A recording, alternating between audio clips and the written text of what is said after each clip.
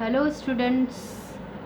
पिछली वीडियो में मैंने आप लोगों को मुस्लिम एजुकेशन बताया था, जो कि मिडेवल पीरियड में स्टार्ट हुआ था 10th सेंचुरी एडी से लेकर 17.5 एडी तक। उसके बाद हमारे भारत देश में ब्रिटिशर्स का रूल हो गया। मुस्लिम रूल धीरे धीरे मुस्लिम डायनेस्टी जो है उनका 17.5 सेंचुरी में उनका धीरे धीरे पतन शुरू हो गया और ईस्ट इंडिया कंपनी में ने भारत में अपना व्यापार के जरिए धीरे धीरे अपना प्रभुत्व जमाना शुरू कर दिया और यहाँ पर आकर अपना साम्राज्य स्थापित कर लिया। धीरे धीरे ईस्ट इंडिया कंपनी जो है वो गवर्नमेंट के उनके ब्रिटिश पार्लियामेंट के अंडर में आ गया। ये जो ईस्ट इंडिया कंपनी जो थी उसके बाद वही ब्रिटिश से वो लोग आए थे, लंदन से वो लोग आए थे, तो ब्रिटेन से आए थे, तो उन लोगों ने धीरे धीरे ब्रिटिश गवर्नमेंट के हाथ में ये सारी चीज़ें आ गई। यहाँ का रूल, इंडिया का रूल उन्होंने इंडिया पे शासन करना उन्होंने स्टार्ट कर दिया और लगभग 150 वर्षों तक उन्होंने इंडिया में शासन किया। उसके बाद पहले तो वो लोग भारत में शिक्षा के ज़्यादा पक्ष में नहीं थे, शिक्षित करने के भारतीय लोगों को शिक्षित करने के भी ज़्यादा पक्ष में नहीं थे, लेकिन बाद में उनको कर्मचारियों की ज़रूरत पड़ी जो कि उनके लिए वर्क करें और जो कि उनकी बात जो है कॉमन लोकल पीपल तक पहुंचा सके। ऐसे वर्क को तैयार करने के लिए उन्होंने सोचा कि अभिजात वर्ग और मिडिल क्लास को वो एजुकेशन देंगे, इंग्लिश एजुकेशन देंगे और वेस्टर्न एजुकेशन के थ्रू हम इंग्लिश लैंग्वेज यूज़ करेंगे और उस वर्ग को जो कि मतलब हमारा बातों को, हमारे गवर्नमेंट की पॉलिसीज़ को लोकल पीपल तक पहुंचा सकेंगे। इस वे जो हैं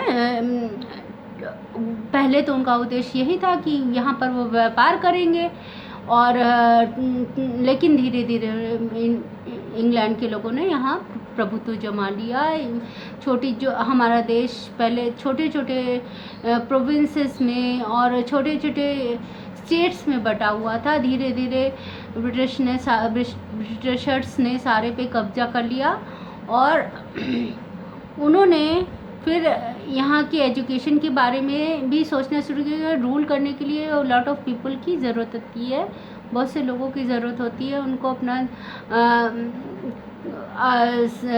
समाज में शासन व्यवस्था को कायम रखने के लिए, रूल एंड रेगुलेशन कायम रखने के लिए उन्हें लोगों की ज़रूरत पड़ी। तो उन्होंने ऐसा कि इंडियन पीपल को हम एजुकेट करेंगे जिनकी लैंग्वेज तो इंग्लिश होगी और लेकिन वो ब्लड एंड ओपिनियन में और मॉरल्स एंड इंटेलेक्ट में वो ब्रिटिशर्स की तरह बिहेव करेंगे। मैकाले का ये सोच था। तो उनकी सोच जो है, ऐसे इंडियन लोगों को हम तैयार करेंगे जो कि मिडिल क्लास के या अपर क्लास के होंगे और उनको हम जो कि ब्लड एंड कलर में तो इंडियन होंगे, लेकिन उनकी जो इंटेलेक्चुअल थिंकिंग है, ओपिनियन है, मॉरल्स है एंड टेस्ट में वो इंग्लिश जैसे बिहेव करेंगे।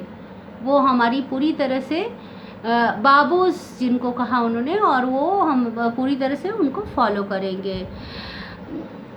और उस समय जो यूरोप में स्थिति थी ऐसी थी कि वो बहुत ही प्रगति कर रहा था। यूरोप में साइंस और लिटरेचर सब बहुत ज़्यादा प्रोग्रेस उस समय हो रही थी इस यूरोप में। तो क्योंकि इंडिया तब से आक्रमण को ही झेल रहा था, तो यहाँ ज़्यादा प्रोग्रेस नहीं हो सकी थी एजुकेशन के क्षेत्र में। कहीं ना कहीं ब्रिटिशर्स ने जो अपनी मॉडर्न एजुकेशन इंडिया में इंट्रोड्यूस किया, इससे इंडिया का बहुत विकास हुआ। वो जितनी साइंटिफिक डिस्कवरी हो रही थी वेस्टर्न यूरोप में, वेस्टर्न कंट्रीज़ में, वो जो है इंडिया में उनको लाने का श्रेय ब्रिटिशर्स को ही जाता है। और पहले वो जो है मॉडर्न एजुकेशन गवर्नमेंट, वो ये अकेले गवर्नमेंट का ही काम नहीं था, इसमें क्रिश्चियन मिशनरीज एंड इनलाइटेड बहुत ढेर सारे जो बहुत प्रभुत्व वाले इंडियन थे, उनका भी बहुत इम्पोर्टेंट रोल था हमारे देश की में एजुकेशन, मॉडर्न एजुकेशन लाने का। तो आज हम लोग मॉडर्न एजुकेशन इन इंडिया पढ़ रहे हैं। मॉडर्न एजुकेशन इन इंडिया किसके थ्रू आया था? ब्रिटिशर्स के थ्रू आया था, जब उन्होंने सोचा कि हमें ऐसे वर्क को तैयार करना है, जो हमारे क्लरिकल वर्क को तैयार करना है, जो ब्रिटिशर्स के ओपिनियन को और रूल्स को आम जनता तक पहुंचाएंगे। और मैकाले ने फिल्ट्रेशन थ्योरी भी दी थी कि उसके ज़रिए हमारे एजुकेशन, जब हम अभिजात वर्ग को और मिडिल क्लास को अपनी एजुकेशन देंगे, तो अपने तरह की शिक्षा देंगे, तो वो धीरे धीरे छनते हुए, फिल्ट्रेट होते हुए लोकल पीपल, कॉमन पीपल तक भी ये एजुकेशन चली जाएगी। लेकिन इंडियंस की आदत होती है कि वो फिल्ट्रेशन थ्योरी फ्लॉप हो गई, क्योंकि वो अभिजात वर्ग वो भी अपने आप को अंग्रेज़ों से जैसे ट्रीट करने लगे, और मिडिल क्लास के जो लोग अंग्रेजी माध्यम में पढ़ ली जाते थे, इंग्लिश मीडियम में, वो भी अपने आप को ब्रिटिशर्स जैसा ही ट्रीट करते थे और एंग्लो इंडियन बन जाते थे। और वो जो पढ़े लिखे नहीं होते थे इंग्लिश मीडियम से, वो उनको ज़्यादा इम्पोर्टेंस नहीं देते थे। और इसीलिए फिर उसके बाद Christian missionaries and enlightened Indians ने बहुत इम्पोर्टेंट रोल प्ले किया वेस्टर्न एजुकेशन को इंडिया में लाने के लिए। In the pre colonial and early colonial period, India was not a strong nation in principles. इस समय इंडिया प्रिंसिपल्स में, उसके सिद्धांत जो हैं, जब प्री कॉलोनियल, जब ये ब्रिटिशर्स का राज हुआ, उस समय सिद्धांतिक रूप से बहुत ही स्ट्रॉन्ग नहीं था। द रीजन जो है, क्योंकि हमारा जो देश जो था छोटे छोटे टुकड़े में विभाजित था, वो कहीं कहीं कोई राजा राज करता था, कहीं कोई राजा राज करता था। संयुक्त रूप से कुछ नहीं, किसी भी स्टेट में कुछ भी चीज़ प्रोवाइड नहीं की जाती थी। और उधर यूरोप में बहुत ज़्यादा मॉडर्न एजुकेशन विकसित हो रहा था, तरह तरह की चीज़ें इन्वेंट हो रही थी 14th, 15th and 16th century में यूरोप में। और फर्दर मूवमेंट, एक्सप्लोरेशन हो रहा था। तो इसमें जो है मिशनरी स्टार्टेड अराइविंग एशिया उस समय, और लेटर ऑन इन इंडिया। तो वो मिशनरीज़ का बहुत बड़ा रोल था प्रेशर बनाने में ब्रिटिशर्स पे कि इंडिया में वेस्टर्न टाइप ऑफ एजुकेशन दी जाए, एजुकेशन प्रोवाइड किया जाए इंडियन पीपल को। In the post colonial period, the knowledge and great achievement by European states shifted to focus education of science and popular studies that were being taught and learned in European countries. उन्होंने ये कोशिश की कि जो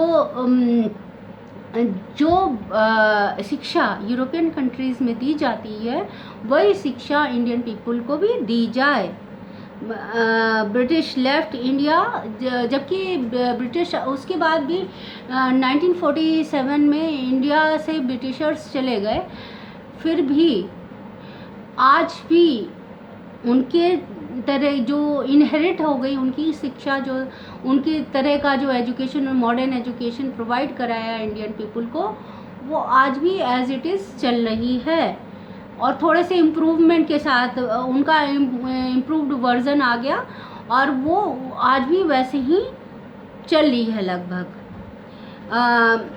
जबकि post India जब भारत आज़ाद हो गया, हमारा देश आज़ाद हो गया, पोस्ट इंडिपेंडेंस पीरियड गवर्नमेंट ने बहुत पॉलिसीज़ बनाई, एजुकेशन सेंटर्स बनाए बहुत सारे, लेकिन कि अपने कल्चर और ट्रेडिशन को प्रमोट कर सकें। बट धीरे धीरे जो है बोथ वेस्टर्न एंड इंडिजिनस अपनी स्वदेशी जो मेथड था टीचिंग का और वेस्टर्न मेथड था जो पश्चिमी देशों का जो मेथड है टीचिंग का, दोनों को मिक्स करके आजकल नए भारत का निर्माण किया जा रहा है। और thus education in India got shaped by influencing and institutions is in various period throughout the history। इस तरह से भारत का जो एजुकेशन सिस्टम तरह तरह के कालों में, जिस तरह से वैदिक काल में अलग तरीके से शिक्षा दी जाती थी, बौद्ध काल में अलग तरीके से दी जाती थी, मुस्लिम काल में अलग, मुस्लिम पीरियड में अलग तरीके से दी जाती थी, ये सारी, और फिर ये मॉडर्न एजुकेशन आया। इन सभी काल के शिक्षा ने भारत को एक नया स्वरूप दिया एजुकेशन सिस्टम का। भारत में शिक्षा का एक नया स्वरूप प्रदान किया। और पूरे इतिहास में देखा जाए तो हमारे वैदिक पीरियड की भी शिक्षा बहुत ही अच्छी थी, और बौद्ध धर्म की शिक्षा में भी बहुत सी अच्छाइयाँ थी। बहुत कुछ हमने वहाँ से अपनाया, बहुत कुछ हमने वैदिक शिक्षा से अपनाया, उसके बाद हमने बहुत कुछ अपनी मॉडर्न एजुकेशन से अपनाया, और शिक्षा व्यवस्था को लगातार हम लोग इम्प्रूव करने में लगे हुए हैं। आपको हमने बता दिया कि मैकाले मिनट्स ने लॉर्ड मैकाले ने अपनी थ्योरी दी, जिसको मैकाले मिनट के नाम से जाना जाता है, फिल्ट्रेशन थ्योरी, जो कि उनके अनुसार ये था कि हम अभिजात वर्ग को और मिडिल क्लास को एजुकेशन देंगे, और वो जो धीरे धीरे छन के वो फिल्टर होकर धीरे धीरे लोकल पीपल तक पहुंच जाएगी। अब जो है ब्रिटिश मोनार्की अबलिश कंपनी रूल 1858 में, आप जैसा कि जानते हैं, और गवर्नमेंट यूनिवर्सिटी एग्जिस्ट, तब जब वो 1858 में ट्रांसफ़र हो गया था कंपनी रूल फिर उसको ब्रिटिशर्स को मिल गया था, उनका कंपनी का गवर्नमेंट को, ब्रिटिश गवर्नमेंट को। तो उस समय इंडिया में यूनिवर्सिटी जो बॉम्बे थी, कलकत्ता थी, मद्रास थी, उसमें 2000 स्टूडेंट करीब पढ़ते थे। Studies at 13 government college in all British India. उस समय के भारत को हम लोग किस नाम से जानते हैं? ब्रिटिश इंडिया के नाम से जानते हैं। अब जो है कि क्या उद्देश्य था ब्रिटिशर्स का भारत में एजुकेशन, अपना मॉडर्न एजुकेशन लाने का? उनको 2 उद्देश्य थे भारत में मतलब मॉडर्न एजुकेशन लाने का। First, the British realise that they require a group of people who can act as a mediator between them and locals. पहला क्या उद्देश्य था कि उनको एक मीडिएटर चाहिए था कि जो उनकी और लोकल पीपल के बीच वो एक इंटरप्रेटर का काम कर सके। अपनी बात को आम जनता तक पहुंचाने के लिए उनको कुछ ऐसे लोगों की ज़रूरत थी जो वो इंग्लिश भी समझते हों और वो लोकल लैंग्वेज भी समझते हों। तो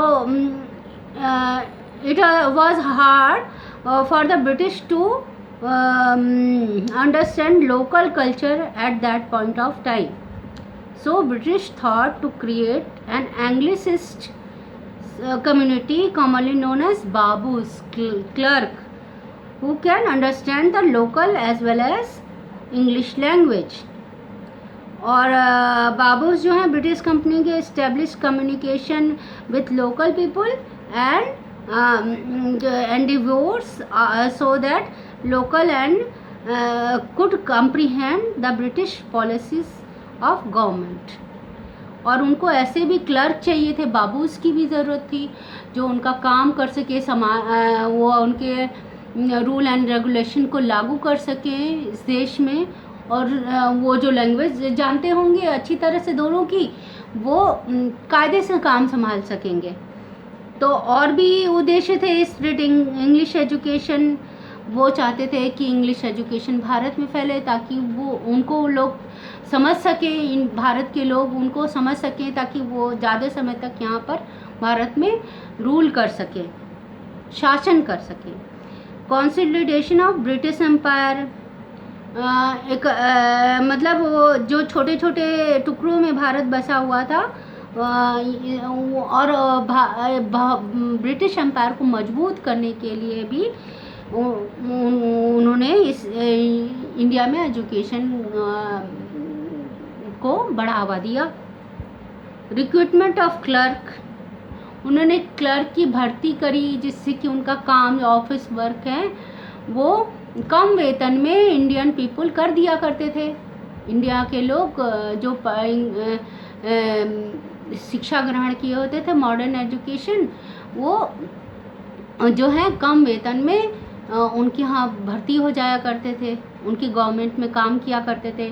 प्रोपेगेशन ऑफ इंग्लिश कल्चर, प्रचार करना भारतीय इंग्लिश जो संस्कृति है उसका प्रचार करना इनका बहुत मुख्य काम में था. कि उन्होंने इसके लिए स्कूल इस्टेब्लिश किए और चिल्ड्रन को इंग्लिश मीडियम में पढ़ाना शुरू किया.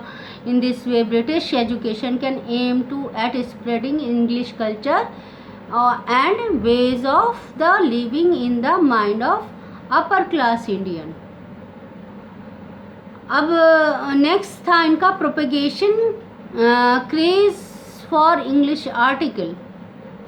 अब वो क्या चाहते थे कि आकर्षण पैदा करना चाहते थे कि इंग्लिश आर्टिकल्स जैसे कि English book, English literature, English clothes, English daily use things जो हैं बच्चों में उनके प्रति इतना आकर्षण पैदा कर देते थे कि सारा कुछ वो रहन सहन सारा कुछ वो विदेशी सभ्यता के अनुसार बच्चे करें. प्रिपरेशन ऑफ इंटरप्रेटर, उन्हें दुभाषी की ज़रूरत थी कि जो कि कॉमन पीपल की बात उन तक पहुंचा सके, ब्रिटिशर्स तक, और ब्रिटिशर्स की बात कॉमन पीपल तक पहुंचा सके. ट्रांसलेशन ऑफ इंडियन लिटरेचर, अब इसके वो चाहते थे कि जितनी भी भारतीय लिटरेचर है, वो लिटरेचर बुक्स हैं जैसे रिलीजियस बुक, इम्पॉर्टेंट लिटरेचर जो है वो इंग्लिश में ट्रांसलेट करवा दें ताकि वो उसका लाभ उठा सके. ये मेन ऑब्जेक्टिव था ब्रिटिश एजुकेशन का. अब हम देखेंगे कि ड्यूरेशन जो था, classification of modern education in India. Classification के तौर पे हम देखेंगे तो phase 1, phase 2, phase 3, phase 4 and phase 5 में डिस्ट्रीब्यूटेड है. इंडियन का मॉडर्न एजुकेशन जो इंडिया में ब्रिटिशर्स द्वारा लाया गया उसको हम 5 फेज़ में डिस्ट्रीब्यूट करते हैं, जिसमें फेज़ 1 में 1758 से लेकर 1812 तक का पीरियड है सन, और 1813 से लेकर 1853 का पीरियड फेज़ 2 में आता है. फेज़ 3 में आपका 1854 से लेकर 1900 सन तक आता है. फेज़ 4 में 1901 से लेकर 1920 तक का आता है. फेज़ 5 में 1921 से लेकर 1947 तक का फेज़ आता है. फेज़ 1 में ज़्यादा कुछ नहीं हुआ था, ज़्यादा इन लोग ने भारत के एजुकेशन के लिए कुछ ज़्यादा नहीं किया था, जबकि फेज़ 1 हमारा सन 1758 से लेकर 1758 से लेकर 1812 तक का है। इसमें जो है ब्रिटिश ईस्ट इंडिया कंपनी का ज़्यादा राज्य था, उसमें उन्होंने भारत की एजुकेशन के लिए कुछ भी खास नहीं किया था। 1758 से लेकर 1812 ईस्वी में जो है Calcutta Madrasa founded by in 1781 by Warren Hastings ने कलकत्ता मदरसा की स्थापना करवाई थी, इस्लामिक लॉ और जहाँ पर पढ़ाया जाता था। और वाराणसी में संस्कृत कॉलेज खोला गया by Jonathan Duncan in the year 1792 and focused on Hindu philosophy and law. The British East India Company saw these schools as their source of qualified manpower. उनको ऐसा लगा कि यहाँ पर उनको दिखा कि ये बच्चे जो हैं हमारे काम आ सकते हैं, मैन पावर, ये हमारी साम्राज्य की स्थापना में हमारी मदद कर सकते हैं। तो ताकि वो क्या कर सके, वो हेल्प कर सके गवर्नमेंट की administration of law and order में। फेज़ 2 में 1813 से लेकर 1853 का वक्त आता है। इस समय जो है चार्टर्ड एक्ट आया था, क्योंकि क्रिश्चियन मिशनरीज एंड ह्यूमैनिटेरियंस ने बहुत प्रमोट किया इस बात को कि भारत में भी एजुकेशन सिस्टम बेहतरीन बनाया जाए। जिस तरह से इंग्लैंड में है वैसे भारत में भी बनाया जाए और मिशनरीज़ यहाँ आके अपने स्कूल्स वगैरह खोल सकें।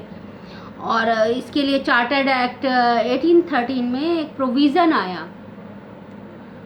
प्रोविज़न में कंपनी ने तय किया कि वो 1 लाख रुपए हर साल व्यय करेगी इंडियन एजुकेशन पे।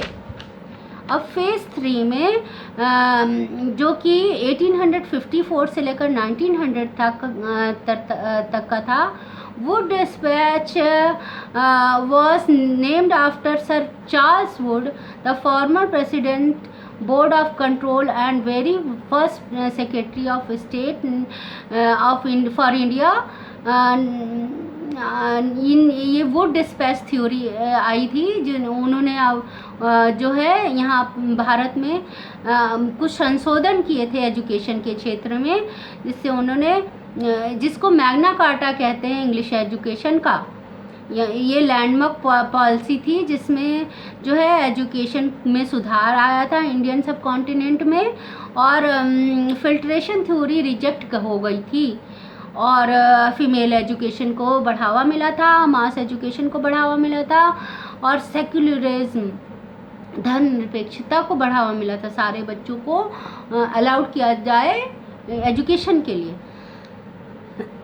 और मातृभाषा के विकास पर, वर्नाकुलर के विकास पर जोर दिया गया, इम्प्रूवमेंट ऑफ वर्नाकुलर।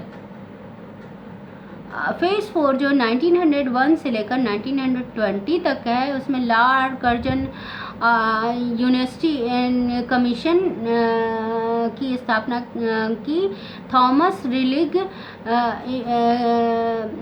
के निर्देशन में इन 1902 में, and based on his recommendation Indian University Act of 1904 was passed। इन 1910 में separate department of education establish किया गया, जो कि सेंटर के रूप में इस्टेब्लिश किया गया। The Sadler commission was appointed by Lord Chelmsford to review the working of Calcutta University. Last phase जो था इनकी गवर्नमेंट का, ब्रिटिश गवर्नमेंट का, वो फेज़ था 1921 से लेके 1947 तक का। उस समय इन्होंने ये जो इंडियन कंट्रोल ऑफिसर्स की ये फेज़ कहलाता है, इस समय जो है province subject administration by provincial legislature, मतलब इंडिया के लोगों का शासन लगभग मतलब ये तय हो गया था कि अब धीरे धीरे अंग्रेज़ यहाँ से चले जाएंगे। तो प्रोविंस के हिसाब से उस समय एजुकेशन सिस्टम का बहुत बढ़ावा मिला और यूनिवर्सिटी बढ़ गई, 20 यूनिवर्सिटी बढ़ गई इन 1947 में। Improvement in quality of higher education on recommendation of Sadler commission, establishment of inter university board 1924 and beginning of intercollegiate and inter university activity. Hartog Commission in 1929 recommended the policy of consolidation and improvement of primary education. Primary education को हार्टॉग committee के अनुसार बढ़ावा मिला कि वो भी एकत्रीकरण इसका किया जाए कि कहाँ और इम्प्रूवमेंट किया जाए उनका प्राइमरी एजुकेशन का। Wardha scheme of basic education और Zakir Hussain committee after Gandhi ji published a series of article on Harijan Sargent plans of education 1944। ये सारी कमीशंस एंड उनकी आई रिपोर्ट और उस पर उन्होंने वर्क करना शुरू किया इंडियन एजुकेशन को इम्प्रूव करने के लिए। फेज़ 5 में बहुत वर्क हुआ एजुकेशन के इम्प्रूवमेंट में। गांधी जी भी बहुत प्रयास करे इंडियन एजुकेशन को इम्प्रूव कराने के लिए। ये था हमारा modern education in India, European education जिसको कह सकते हैं। Thank you class.